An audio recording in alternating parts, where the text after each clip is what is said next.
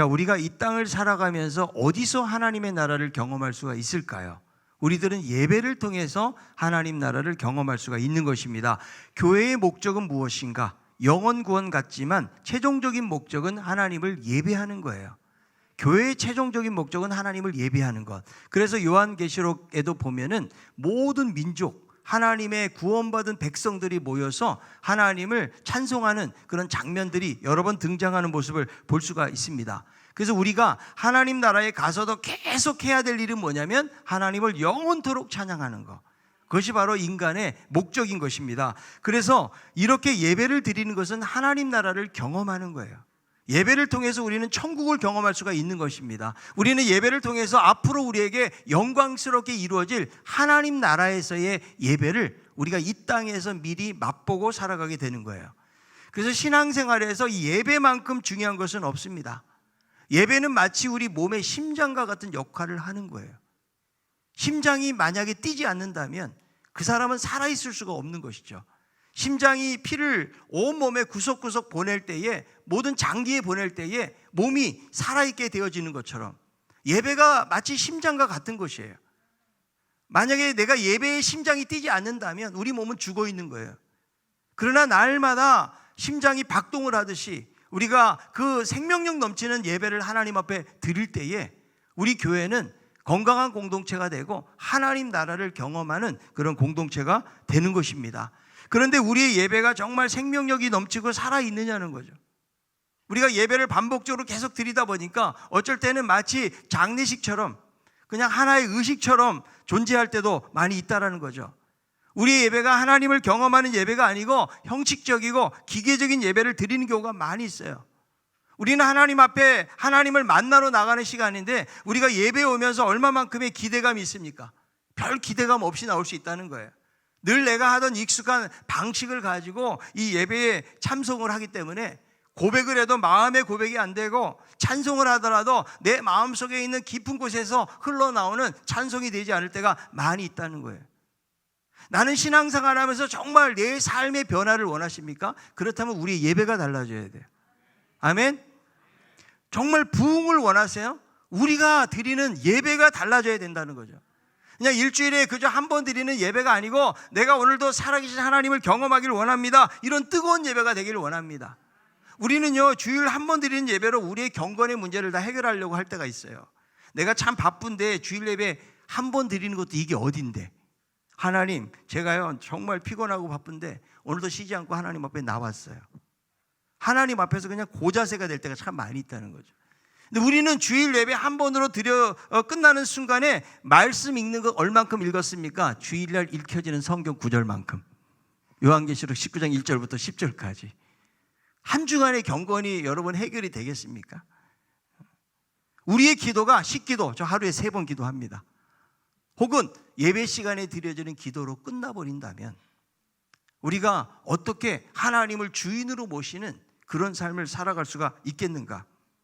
하나님을 우리 인생의 후미진 곳에 모시게 하는 것하고 다를 바가 없다라는 거죠. 우리가 하나님을 따라가는 것이 아니고 하나님이 마치 우리의 인생의 보조자가 되어서 역할을 하게 하는 것과 다를 바가 없다는 것입니다.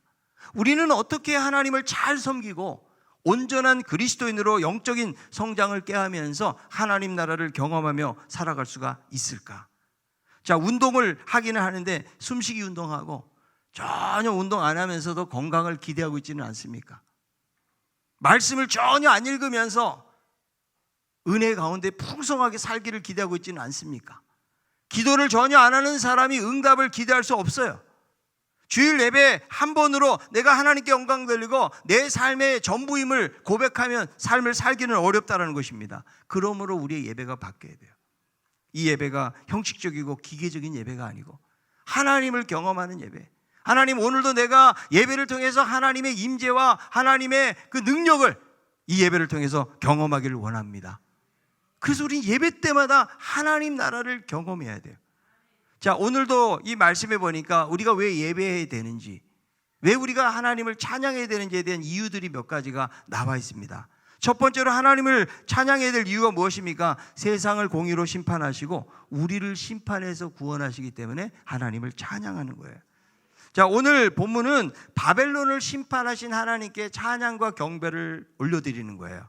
지금 19장을 읽었지만 18장에 보니까 바벨론의 멸망에 대한 사건을 다루고 있습니다. 어떤 사람이 멸망당합니까? 이 땅에서 떵떵거리며 살았던 왕들, 부유한 상인들, 그리고 전 세계를 누비는 선원들에 대한 심판이 있을 것을 말씀하는 거예요.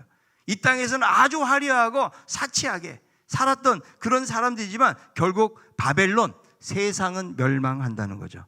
그래서 이들은요, 무슨 노래를 부르는지 아십니까? 장송곡을 부르는 거예요. 그런데 19장에 오면 이와 대조적으로 하늘의 허다한 무리가 하나님을 찬송하는 모습을 보게 됩니다. 자, 요한계시록 19장 1절 2절에 있는 말씀이에요. 이 일 후에 내가 들으니 하늘의 허다한 무리에 큰 음성 같은 것이 있어 이르되 할렐루야, 구원과 영광과 능력이 우리 하나님께 있도다. 그의 심판은 참되고 의로운지라. 음행으로 땅을 더럽게 한 큰 음녀를 심판하사 자기 종들의 피를 그 음녀의 손에 갚으셨도다 하고, 그러니까 세상에서는 위엄과 권세를 떨치던 사람들, 그 바벨론은 멸망해요. 그러나 하늘의 허다한 무리가 찬양하고 있다는 거죠. 할렐루야, 구원과 영광과 능력이 우리 하나님께 있다. 그래서 1절에서는 허다한 무리가 찬양을 하고 4절에 보니까 24장로와 네 생물들이 이 찬양에 합류를 하게 됩니다. 그리고 또 6절에 보면은 허다한 무리의 찬양에 대한 말씀이 나오는데 계시록 19장 6절이에요. 또 내가 들으니 허다한 무리의 음성과도 같고 많은 물소리와도 같고 큰 우레소리와도 같은 소리로 이르되 할렐루야, 주 우리 하나님 곧 전능하신 이가 통치하시도다. 자, 하나님을 찬양하는데 무엇을 찬양하는가 하면 이 계시록에서의 찬양은 하나님의 공의롭고 참된 심판에 대해서 찬양하고 있다는 거죠. 왜냐하면 이 땅을 살아가는 하나님의 백성들이 여러 가지 박해와 환난과 시련을 당하기 때문에 때로는 예수 믿다가 순교를 당하게 되는 경우도 많았잖아요. 초대교회 당시에는요. 자, 계시록 6장 9절 10절에 이렇게 말씀합니다. 다섯째 인을 떼실 때에 내가 보니 하나님의 말씀과 그들이 가진 증거로 말미암아 죽임을 당한 영혼들이 제단 아래 있어 큰 소리로 불러 이르되 거룩하고 참되신 대주제요, 땅에 거하는 자들을 심판하여 우리 피를 갚아주지 아니하시기를 어느 때까지 하시려 하나이까 하니. 그러니까 예수님 때문에 핍박을 받고 예수님 때문에 죽임을 당한 순교자들이 지금 대주제이신 하나님 앞에서 언제 심판이 이루어지는 것입니까? 라면서 신원하는 그런 장면이 나오거든요. 그러니까 주님 때문에 죽는 이 순교는 하나님의 공의로운 심판을 불러오는 거예요. 왜 순교할까요? 바로 예수 때문에.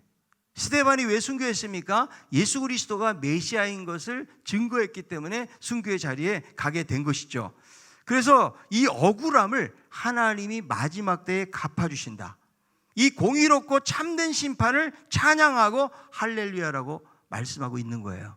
자, 이 할렐루야라는 단어는 시편에는 여러 번 등장하지만 신약 성경에는 이 요한계시록 19장에만 등장하는 그런 용어입니다. 그래서 할렐루야가 무슨 뜻이에요? 할랄, 찬양하다. 야라는 말은요, 하나님이라는 뜻이에요. 이사야, 엘리야, 야 붙죠. 다 하나님의 명칭을 그렇게 야로 표현할 수가 있는 것이죠. 그러니까 하나님을 찬양하다는 거예요. 그러니까 하나님을 찬양하고 할렐루야 하는 이유가 무엇입니까? 하나님은 공의롭고 참된 심판을 하시는 분이다 라는 사실을 지금 찬양하고 있는 것이죠. 자, 우리들도요, 예수님을 믿고 살다 보면 여러 가지 크고 적은 고난과 시련들이 다가옵니다. 물론 우리는 핍박 시대를 살지 않았기 때문에 순교를 당하고 박해를 당하는 이런 분들하고 어떻게 우리를 비교할 수가 있겠어요. 그래도 예수 때문에 참아야 될 때가 있어요, 없어요? 막 부부싸움 하다가도 예수 때문에 참아야 돼. 여러분, 예수 때문에 손해볼 때가 있습니까, 없습니까? 내가 예수 믿는다는 것 때문에 손해를 보는 거예요. 그리고 예수를 믿는다는 것 때문에 당하는 시련들이 있다는 거죠. 그래서 막상 우리가 삶에서, 직장에서 내가 이제부터는 하나님 말씀대로 살아야겠다 이렇게 한번 결단하고 한번 살아보세요. 불의를 거부하고 깨끗하게 살려고 작정하는 순간부터는 오히려 미움을 당하고 오해를 사기도 하고 사람들의 눈총을 받을 수도 있다는 것이죠. 왜냐하면 세상은 악하기 때문에 온갖 거짓과 위선, 술수가 난무하는 것이에요. 그래서 이 가운데서 우리가 정직하게 신앙을 지키면서 산다는 것이 너무 어려운 일이에요. 다니엘도 보세요. 그는 정치적으로 탁월한 사람이에요. 아무리 먼지를 털어도 먼지가 안 나. 그러니까 종교적인 이유를 가지고 누구든지 기도하면, 한 달 안에 기도하면 사자굴에 집어넣기로 하는 그런 왕의 문서를 통과시키는 그런 모습을 보지 않습니까? 세상은요, 주님을 반기지 않아요. 왜냐하면 그분이 진리이기 때문에. 예수님이 계실 때에 그들의 비진리가 드러나는 거예요. 불의가 드러나는 거예요. 그분이 계시니까. 그래서 세상이 예수님을 미워하기 때문에 세상도 예수님을 따르는 우리들을 미워하게 돼 있다고 예수님도 말씀하셨거든요. 그래서 우리가 정말 주님의 말씀대로 이렇게 살아가잖아요. 그러면 세상이 칭찬하지 않아요. 우리를 미워하고 싫어할 수밖에 없다. 자, 디모데후서 3장 12절은 그래서 이렇게 말씀합니다. 무릇 그리스도 예수 안에서 경건하게 살고자 하는 자는 박해를 받으리라. 여러분, 이것이 억울하다는 거예요. 내가 뭔가를 잘못해가지고 고난을 당하면 억울한 게 아닙니다. 내가 잘못했기 때문에. 그런데 나는 정말 예수님을 위해서 살려고 애를 쓰는데 미움을 받고 시련을 당하고 어려움을 당해보세요. 정말 내가 예수님 말씀대로 살려고 결단하는 순간 우리는 세상에서 더 잘되고 더 건강해지고 더 형통한 삶을 살기보다는 더 미움받고 더 어려움 당하고 원망을 듣는 자리에 있을 수도 있다라는 것이죠. 그래서 우리가 이렇게 말씀대로 사는 게 계산해 해보면 안 맞아요. 정말 말씀대로 살면 그냥 굶어 죽을 각오하고 사는 거하고 비슷해요. 그런데 우리가 믿음으로 살아보면 하나님께서 그 모든 것들 가운데서 인도하시는 것을 경험하게 되어지는. 여러분, 여기에 저는 신앙의 묘미가 있다고 생각이 들어요. 우리가 세상에서 그냥 칭찬받고 인정받으려면 그냥 그렇게 살면 돼요. 세상하고 타협하면서 그냥 안 믿는 사람하고 똑같이 불의를 행하고 거짓을 행하고 이렇게 살면 아무 문제가 안 생겨요.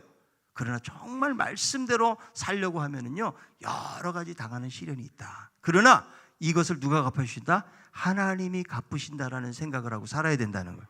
자, 베드로 전서 2장 19절 20절에 있는 말씀이에요. 부당하게 고난받아도 하나님을 생각함으로 슬픔을 참으면 이는 아름다우나 죄가 있어 매를 맞고 참으면 무슨 칭찬이 있으리요. 그러나 선을 행함으로 고난을 참으면 이는 하나님 앞에 아름다우니라.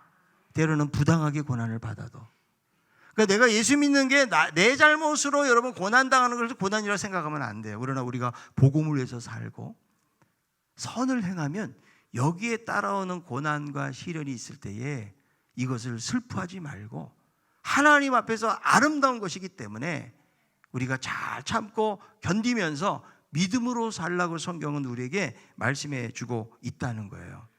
자, 지금은요, 악이 성행하는 시대를 살아가요. 어떻게 보면 불의가 다 성행하고 있어요. 그런 세상 속에서 우리가 때로는 억울함을 당하고 어려움을 당할 수 있지만, 그러나 하나님이 궁극적으로 심판하신다. 이런 여러분 믿음을 가지고 주님을 따라가는 것이 너무나 중요하다는 것입니다. 유토피아의 저자였던 토마스 모어가 교수형을 당할 때 그런 말을 합니다. 사형 집행관이 마지막 말을 하라고 그럴 때에 그런 유명한 말을 남깁니다. 성경에 보면 스데반이 죽을 때 사도 바울이 이를 합당하게 여깁니다. 그래서 그 옷을 바울 앞에, 청년 바울 앞에 던지는 그런 장면이 나오거든요. 그러니까 이 스데반을 순교시키는 데에 사도 바울도 가담을 한 거예요. 그런데도 스데반은 어때요? 얼굴은 천사와 같고 끝까지 그 죽이는 자들을 위해서 기도하는 모습을 보잖아요. 근데 나중에 바울도 변화받고 순교가 되었을 때에 그는 하늘나라에서, 이 땅에서는 원수지간이었지만 하나님 나라에서는 서로가 악수하고 기뻐하고 감사한다는 거예요. 그러면서 이런 말을 합니다. 오늘 내가 당신들의 손에 죽지만 언젠가 당신들이 회개하여 받으면 주님 앞에서 친구로 만나서 영원한 행복을 누릴 것을 내가 믿기 때문에 저는 그것을 위해서 기도합니다. 이런 말을 남기고 순교를 했다는 것입니다. 그래서 하나님은 이런 공의로운 심판을 하시기 때문에 때로 우리 믿음의 사람들이 이 땅을 살면서 억울함을 만나고 손해를 보고 여러 가지 시련을 만난다고 할지라도 여러분 그것 때문에 억울해하지 말고 우리를 영원한 자리로 인도해 가시를 하나님을 바라보면서 믿음으로 우리들은 살아가야 되는 것입니다. 그리고 우리 한 사람 한 사람이 다 죄로 인해서 무서운 심판의 자리에 들어갈 사람들이었어요. 그런데 하나님께서 자 바벨론을 말씀하시면서 내 백성은 거기에 참여하지 말고 나오라고 말씀해요. 우리가 이 살벌하고 험한 세상, 앞으로 하나님의 심판이 주어질 세상을 살아가고 있지만 하나님의 백성들은 거기 따라가지 말고 하나님 말씀 붙들고 믿음으로 살아라. 그럴 때 하나님이 그 심판 가운데서 건지심을 말씀해주고 있다라는 거예요. 그러므로 우리가 예배를 드리는 순간순간마다 우리가 기억해야 될 것은 무엇인가 하면, 여러분, 내 팔자가 안 좋고 내 처지가 힘들어가지고 우는 게 아니에요. 우리는 때로는 눈물을 흘릴 때요, 자기 처지 생각해서 울 때가 많아요. 우리가 우는 이유는 뭐냐면 나를 멸망 가운데서 구원하실 하나님이 계시기 때문에. 내가 이 땅에서는 많은 시련과 어려움이 있었지만 내가 하나님 앞에 나와서 예배할 때는 그 모든 무거운 짐들을 내려놓고 주님으로 말미암는 그 기쁨이 우리 가운데 가득해야 된다는 거예요. 그래서 이 예배는, 저는 그렇게 생각해요. 예배는요, 막 장례식장처럼 되면 안 돼요. 예배는 아무리 엄숙하게 드려진다 그 예배가 아니고 정말 주님 앞에서 즐거워하고 기뻐하고 감사하는 거예요. 자, 시편 100편 1절 2절에 이런 말씀이 있죠. 온 땅이여 여호와께 즐거운 찬송을 부를지어다. 기쁨으로 여호와를 섬기며 노래하면서 그 앞에 나아갈지어다. 여러분, 인상 쓰고 나아가라고 그랬어요? 아주 고민하면서 나아가라고 그랬습니까? 기쁨으로 즐거운 마음으로 나아가라는 거예요. 그래서 예배는 감격이 있어야 돼요. 예배는 즐거워야 돼요. 예배는 기쁨으로 섬기면서 나아가는 거예요. 예배는요, 그러면서도 울다가 웃는 거예요. 여러분, 울다가 웃으면 뭐에 털난다고 그러잖아요. 울다가 웃어야 돼요. 왜 울어요? 나 같은 죄인인데 주님이 나 같은 죄인을 받으셨구나. 그것 때문에 우리는 감격하며 우는 거예요. 왜 웃습니까? 나 같은 죄인을 이제 심판의 자리에서 구원하셨구나. 이것을 생각하면 우리가 기쁨으로 하나님 앞에 나아갈 수가 있는 것입니다. 우리가 삶에서 실패하는 이유를 토저 목사는 이렇게 말합니다. 모든 그리스도인의 삶의 실패는 예배의 영광을 경험하지 못했기 때문이다. 그러니까 예배를 통해서 하나님의 영광과 임재를 경험하잖아요. 그럼 삶이 바뀌어요. 우울한 사람에게 기쁨이 있는 거예요. 낙심하고 절망 가운데 있는 사람에게 소망을 발견하게 되는 것이고, 내가 이제는 자살해야겠다, 이런 생각이 다시 살아갈 수 있는 그런 의지를 주는 것이 바로 예배예요. 걱정과 염려가 많던 사람이 예배를 통해서 하나님의 평강을 경험하게 되는 거예요. 여러분, 예배가 살면 성도가 살고요, 예배가 살면 교회가 살고, 아멘 할 때까지 계속 하려고 그러는데, 예배가 살면 가정이 살아요. 아멘. 예. 우리는 하나님 아니면 멸망의 자리에 벗어날 수가 없어요. 그런데 영원한 심판의 자리에서 우리를 구원하셨기 때문에 우리는 기쁨과 감사함으로 하나님 앞에 나아가야 된다는 거예요. 자, 요한복음 5장 24절에 이렇게 말씀해요. 내가 진실로 너에게 이르노니 내 말을 듣고 또 나 보내신 이를 믿는 자는 영생을 얻었고 심판에 이르지 아니하나니 사망에서 생명으로 옮겼느니라. 이미 영생을 얻었어요.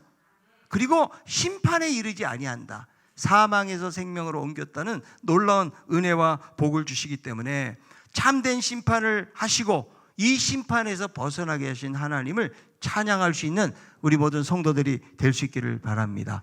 순교자였던 존 브라드포드가 자기 옆에 묶인 채 화형을 기다리고 있는 젊은 존 리프에게 이렇게 격려합니다. 형제여, 안심하십시오. 우리들은 오늘 밤 주님과 함께 즐거운 식사를 하게 될 것이요.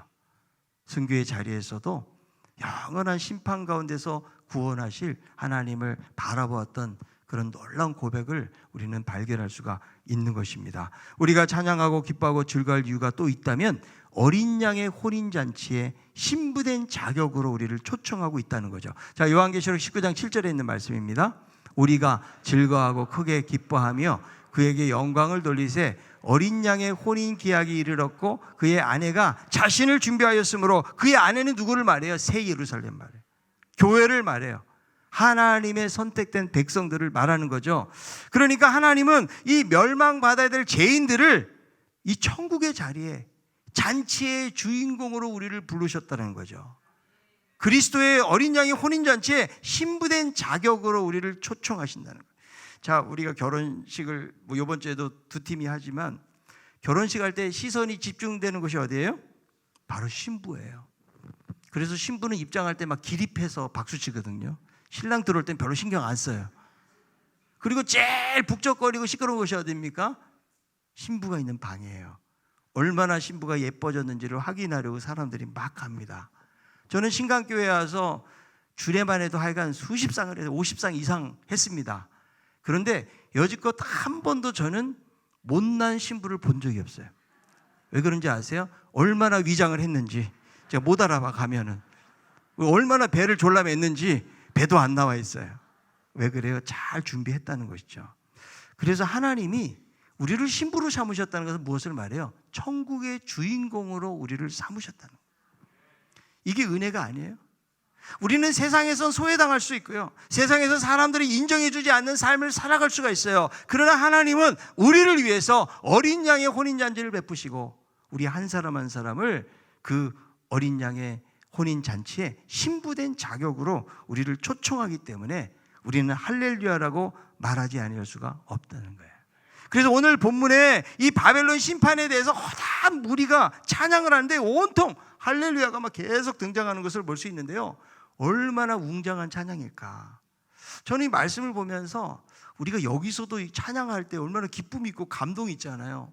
때로는 막 눈물도 나고 막 그러지 않습니까? 그런데 하늘에서 우리가 죄를 씻고 정말 주님의 초청된 신부의 모습으로 하늘에서 찬양한다면 그 찬양이 얼마나 영광스러울까, 이런 생각을 하는 것입니다. 제가 대학 시절에 핸델의 메시아를 2시간 분량이에요. 그것을 한 적이 있는데 그 당시 김의작 교수님이라고 교회에 또 작사 작곡도 많이 하시고 또 한국교회에 많은 또 공헌을 남겼던 우리 교수님인데, 수백 명의 학생들이 유관순 기념관에서 그거를 발표를 한 겁니다. 매번 연습하고 몇백 명이 찬양을 할 때, 그리고 이 핸델의 할렐루야 그 부분을 부르는데요, 얼마나 감격이 되고 감동이 되는지. 그러니 여러분, 이 땅에서 하는 우리 찬양도 이렇게 감동이 된다 그러면 하늘나라 가서 하는 찬양은 얼마나 놀라운 찬양일까. 지금 하늘에서 불려지는 할렐루야라는 찬양은요, 이 심판에 대한 찬양일 뿐만 아니라 이제 곧 있을 어린 양의 혼인잔치에 대해서 빵파르가 지금 울려나고 있는 것입니다. 그래서 우리들은 이 혼인잔치를 아직 경험은 못했지만 우리는 어떻게 살아야 되는가? 마치 결혼 날짜를 기다리는 신부처럼 날마다 하나님을 찬양하고 예배하는 삶을 살아야 돼요. 자, 신부들이요, 결혼 날짜를 딱 정해놓잖아요. 그러면 준비를 많이 합니다. 왜? 누구를 만나려고? 내 인생에서 최고로 사랑하는 신랑을 만나기 위해서. 여러분, 우리의 삶도 역시 마찬가지라는 거죠. 마태복음 25장에 보니까요, 혼인잔치가 있는데 신랑을 기다리는 처녀들에 대한 이야기가 나와요.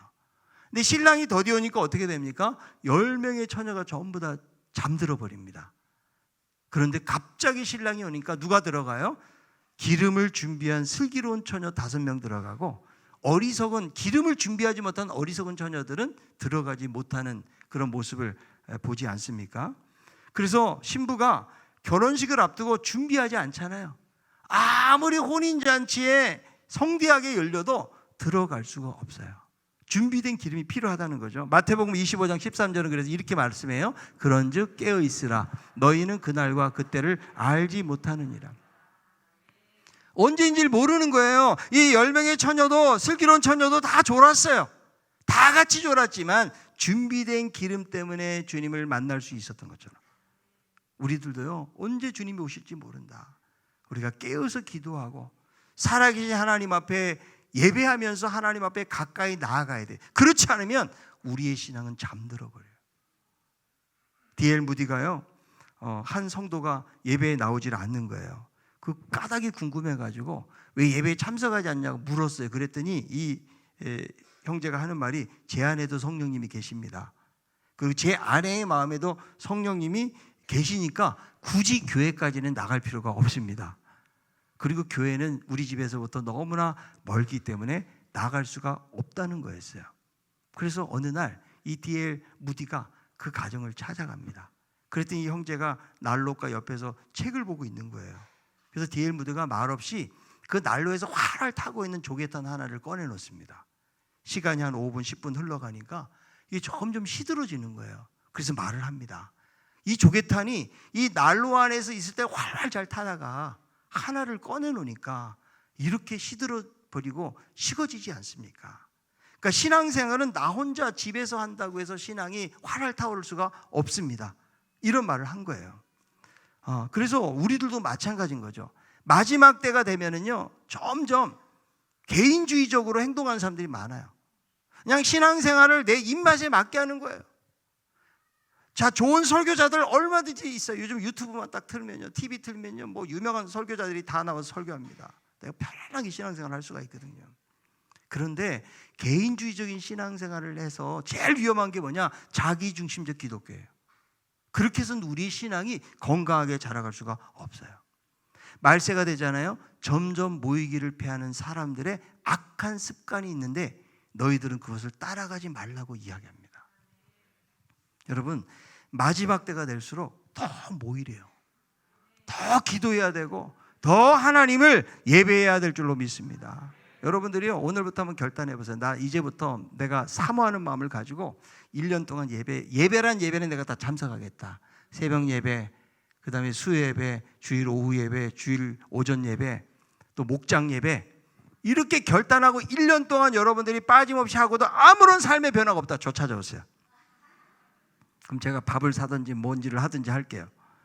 자, 미국엔 저는 뭐 동의하지 않지만 이런 교회도 있더라고요. 11조 프로젝트예요. 아주 큰 대형 교회인데요. 11조를 1년 동안 하고 만약에 가정에 변화가 없는 가정은 다시 교회에서 헌금한 걸 돌려주겠다는 거예요. 그랬더니요, 아직까지 수년 동안 진행하면서 한 명도 자기를 찾아온 사람 없다는 거예요. 여러분, 초대교회 성령이 어디 임합니까? 함께 모여서 예배하고 기도할 때. 그럴 때 우리의 신앙의 불이 타오르는 거고요, 하나님의 임재를 경험하는 것이고, 두세 사람이 내 이름으로 모인 곳에 하나님이 함께하겠다고 그랬기 때문에 이 공동체로 모이는 게 너무 중요한 거예요. 나 혼자 집에서 개인적으로 기도할 수도 있어요. 그러나 신앙의 불이 꺼져버려요.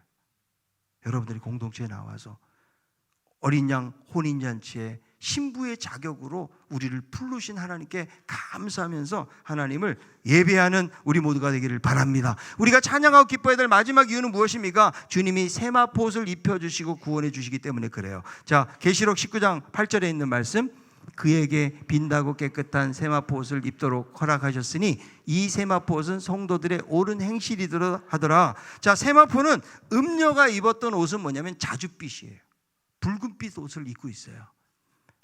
그러니까 음녀는요, 각종 죄악, 사치, 쾌락, 방탕 이런 것들에 젖어 있는 옷이에요. 그런데 성도에게 입혀준 옷은 어떤 옷이에요? 깨끗하고 정결한 세마포 옷. 이 세마포 옷을, 자, 성경은 뭐라고 이야기하냐면 성도들의 옳은 행실이라고 이야기를 해요. 그런데 이 세마포 옷은 단순히 내가 세상에서 착하고 의롭게 산다고 해서 입혀지지를 않는 거예요. 자, 내가 개인적으로 생각할 때 이것이 정말 옳은 일이다라고 사는 사람들이 세상에 너무 많거든요. 우리가 아무리 옳고 바르게 살아도 하나님 앞에 나아가면요, 나의 더러운 것이 보여요. 우리의 의는 더러운 의라고 성경은 이야기하고 있거든요. 그래서 하나님이 입혀주시는 거예요. 오늘 8절에 뭐라고 말씀하세요? 빛나고 깨끗한 옷을 입도록 허락하셨다는 거죠. 그래서 그리스도로 입혀지는 의의 옷을 우리에게 입혀주셨다는 거예요. 자, 이사야 61장 10절에 있는 말씀을 한번 읽어봅니다.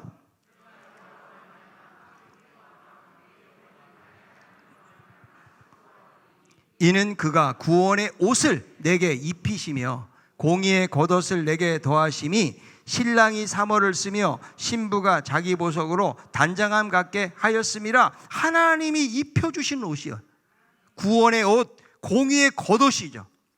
그래서 이 세마포옷이 옳은 행실이라는 말은 무엇을 말하는 거 하면, 이런 그리스도의 의의 옷을 입고 있는 사람들에게는 실제적인 삶의 열매가 있어야 된다는 말을 하는 거예요.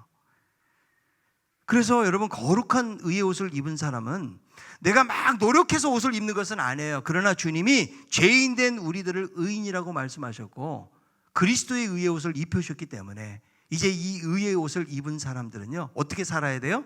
실제적인 삶의 구원의 증거들을 보이면서 살아야 된다는 거예요. 자, 야고보서 2장 14절 이렇게 말씀해요. 내 형제들아, 만일 사람이 믿음이 있노라 하고 행함이 없어 무슨 유익이 있으리요? 그 믿음이 능히 자기를 구원하겠느냐? 죽은 믿음이라는 거예요. 근데 신부에게는 구원의 증거가 나타나고 변화가 돼야 돼요. 자, 신부가요, 자, 결혼식까지 변화가 생겨요, 안 생겨요? 살도 빠지고요, 피부도 고와져요. 한마디로 말하면 예뻐집니다. 그래야 결혼의 준비가 되는 거예요. 몸으로, 마음으로, 모든 상황적인 면에서 우리 똑같아요. 우리는 어린 양이 입혀주신 그 세마포옷을 입고 날마다 실제적인 구원의 열매를 맺는데 무엇을 말해요? 이것이 바로 삶에서 드려지는 예배라는 거죠. 우리는 공예배를 우리가 사모하고 즐거워할 뿐만 아니라 우리가 일상의 삶을 살아가면서도 하나님 앞에 드려지는 예배, 이것이 바로 성도들의 옳은 행실이라고 성경은 말씀해 주고 있습니다. 우리들은요, 이 혼인잔치를 기다리는 신부들이에요. 예수님께서 십자가에서 대신 죽으심으로 말미암아 우리에게 놀라운 은혜를 주신 거예요. 이제 이 혼인잔치에 초대받은 우리들은 어떻게 살아야 되는가? 신랑 되신 주님을 기다리면서 날마다 찬양해야 돼요.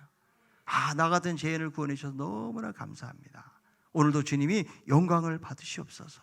하나님, 제가 뭘 하고 이 혼인잔치에 저를 신부로 하나님이 부르셨습니까? 이런 감사와 감격이 우리들 가운데 넘치기를 바랍니다. 이것이 하나님이 받으시는 진정한 삶의 예배라고 생각이 들어요. 자, 우리가 그런데 세상에서 하는 일이 모두 잘 되고 형통할 때만 할렐루야를 하는 것이 아니에요. 광야 같은 길을 걸어도 할렐루야예요. 폭풍우가 몰려와도 할렐루야. 저만 하기는 힘들 것 같아요. 추위가 닥쳐와도, 아무것도 주어진 것이 없어도, 우리가 고난과 역경이 우리의 삶에 찾아와도 하나님을 찬양해. 한번 연습해 봤으면 좋겠는데요, 제가 2부 때도 연습을 해보니까 사람들이 할렐루야를 하긴 하는데 힘이 다 빠져 있더라고요. 사업에 쫄딱 망했습니까? 건강의 문제로 두려움과 우울함이 있습니까? 가난하십니까? 어려운 일이 많이 놓여져 있습니까? 문제투성이의 삶을 살아가십니까? 이런 여러분 담대한 고백이 우리 가운데 있기를 바라요. 그게 믿는 사람의 특징이에요. 항상 기뻐하고 쉬지 말고 기도하고 범사에 어떻게 감사하며 살아갈 수가 있겠습니까? 우리가 이 땅을 살아가면서는 여러 가지 시련투성이고 문제가 있고 어려움이 많지만, 그러나 우리를 위해서 심판에서 제비시켜 주시고 영원한 어린 양의 혼인잔치를 예비하신 주님이 바로 우리 주님이시고, 우리를 거룩한 신부로 옷 입고 살아갈 것을 기다리고 계시기 때문에 우리가 좋은 환경에서뿐만 아니라 좋지 못한 환경에서도 할렐루야, 이런 믿음의 고백이 있기를 바라요. 여러분, 홍해에 감격이 있었어도 광야 생활하고 하나님이 그렇게 도와주셨음에도 불구하고 원망하고 불평함으로 기성세대가 전부 다 땅에서 엎드러지고 하나님의 약속의 성취를 경험하지 못했잖아요.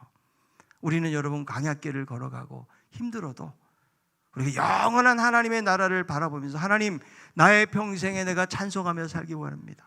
내가 어떤 자리에서 하나님을 예배하기를 원합니다. 내가 하나님을 높이기를 원합니다. 하나님, 영광 받아 주시옵소서.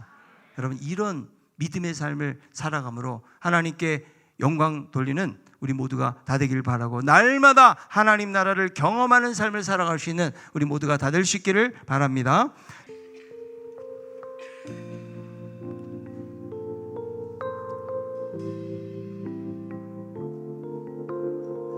가사를 잘 생각하며 찬양하겠습니다. 따스한 성령님, 따스한 성령님,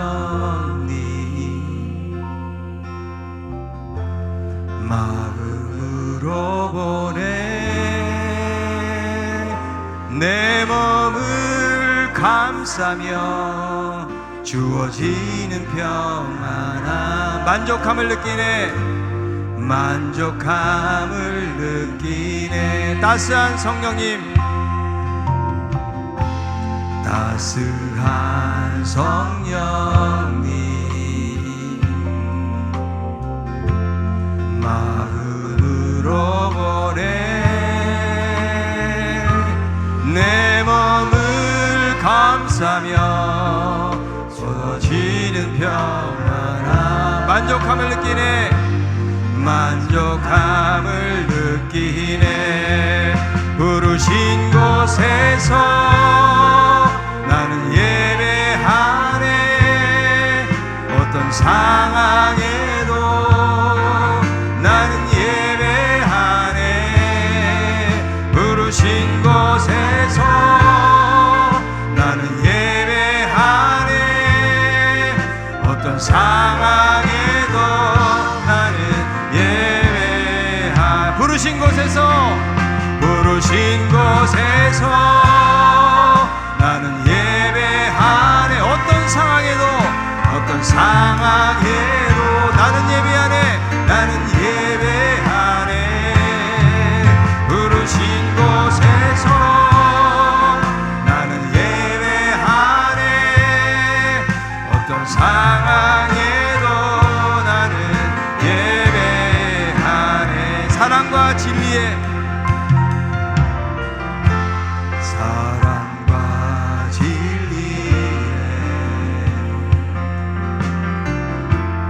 한 줄기 빛보내 내 몸을 감싸며 주어지는 평안함. 그 사랑을 느끼네. 그 사랑을 느끼네. 부르신 곳에서 나는 예배하네. 어떤 상황에도 나는 예배하네. 나는 예배하. 부르신 곳에서 나는 예배하네. 나는 예배하네. 어떤 상황에도 나는 예배하. 부르신 곳에서 나는 예배하네. 어떤 상황에도 나는 예배하네. 부르신 곳에서 나는 예배하네.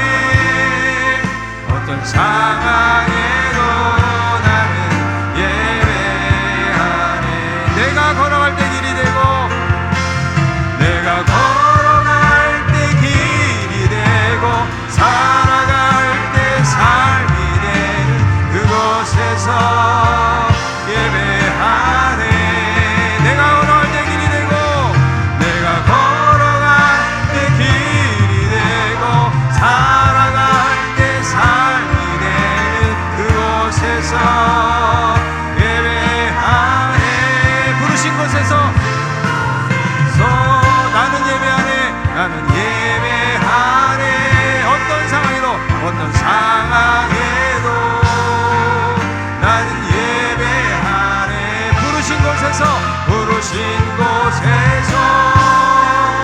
나는 예배.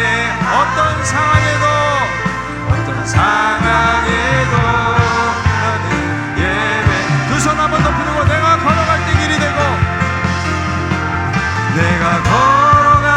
때 길이 되고 살아갈 때 삶이 되는 그곳에서 예배하네. 내가 걸어갈 때 길이 되고 살아갈 때 삶이 되는 그곳에서 예배하네. 나는 예배하네.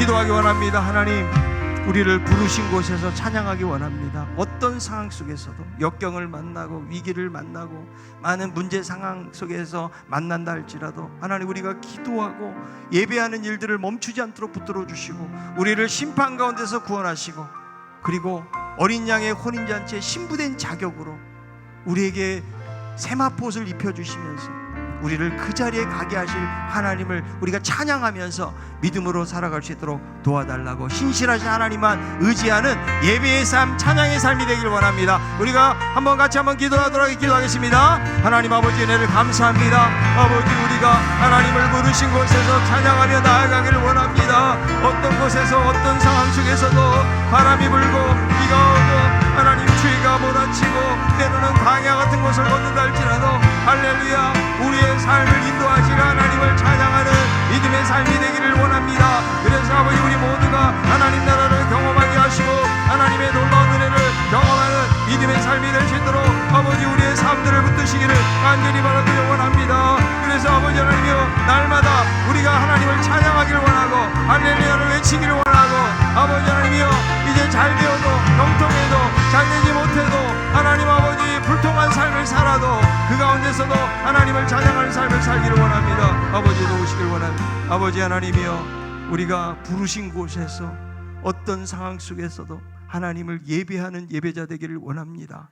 아버지, 우리를 심판에서 구원해 주실 뿐만 아니라 어린 양의 혼인잔치에 신부된 자격으로 우리를 부르신 주님, 우리가 이 땅을 살아가면서는 억울함을 당하고 시련을 만나고 여러 가지 삶의 많은 문제 속에서 우리가 불안해하고 두려워할 때도 있습니다. 하나님, 그럴 때마다 할렐루야를 외치게 하여 주시옵소서.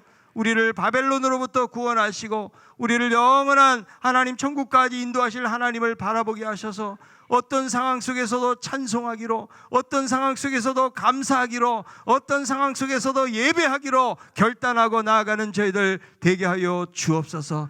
하나님 앞에 드려지는 온전한 예배를 통해서 우리가 이 땅에서도 하나님 나라를 경험하게 될 줄로 믿습니다. 교회에서 하나님 나라를 경험하게 하시고 우리의 가정에서도 예배함으로 경험하게 도와주시고, 하나님 우리의 직장과 우리의 삶의 터전 속에서도 날마다 하나님을 찬양하고 할렐루야를 부르고 외치는 저희들이 다 될 수 있도록 도와 주시옵소서. 하나님을 찬양하오며 예수님의 이름으로 기도하옵나이다. 아멘. 이제는 우리의 찬양과 경배를 받으실 우리 주 예수 그리스도의 크신 은혜와 하나님의 놀라운 사랑하심과 인생의 여러 가지 역경과 문제와 어려움 속에서 우리를 건지시고 우리를 새롭게 하시는 성령님의 감동, 감화, 교통, 인도, 역사하심이 어떤 상황 속에서도 하나님을 찬양하고 예배하는 삶을 살기로 결단하고 나아가는 우리 모든 성도들 머리머리 위에 이제로부터 영원토록 함께 있을지어다. 아멘.